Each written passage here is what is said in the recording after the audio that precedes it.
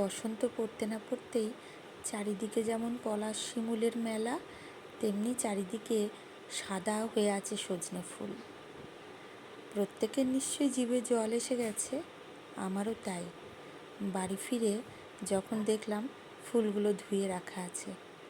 আজকে না ফুলের পরিমাণটা একটু কম ছিল, সাথে ফুলগুলোও যেন একটু নেতিয়ে পড়েছিল, তাই আর বড়া করিনি। ভাবলাম একটু অন্যভাবে ট্রাই করা যাক।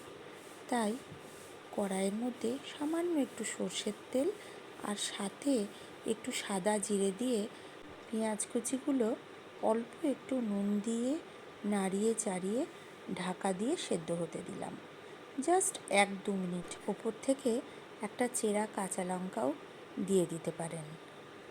2 থেকে 3 মিনিট পরেই যেই পেঁয়াজটা একটু মজে আসবে, সাথে সাথেই তার মধ্যে ওপর থেকে সজনে ফুলগুলো দিয়ে দেবো। সজনে ফুলগুলো যেই দেব, যেহেতু ওগুলো কাঁচা দিলাম একটু পরে, তাই আরেকবার একটু ঢাকা দিয়ে দেবো যাতে সেগুলো সেদ্ধ হয়ে যায়। কি সুন্দর ঝুরঝুরে হয়ে পুরোটাই মিশে গেছে।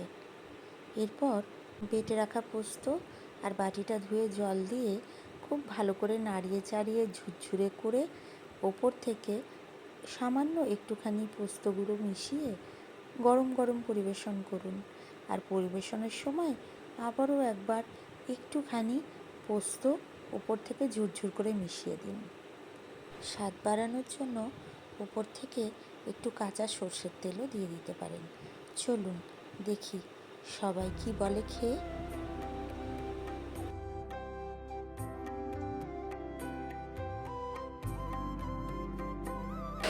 খুব সুন্দর হয়েছে রে।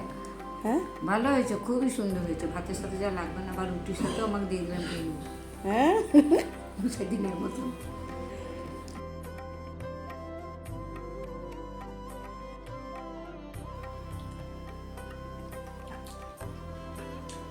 ভালো হয়েছে। গরম ভাতে অবশ্যই সবাই একবার ট্রাই করবেন।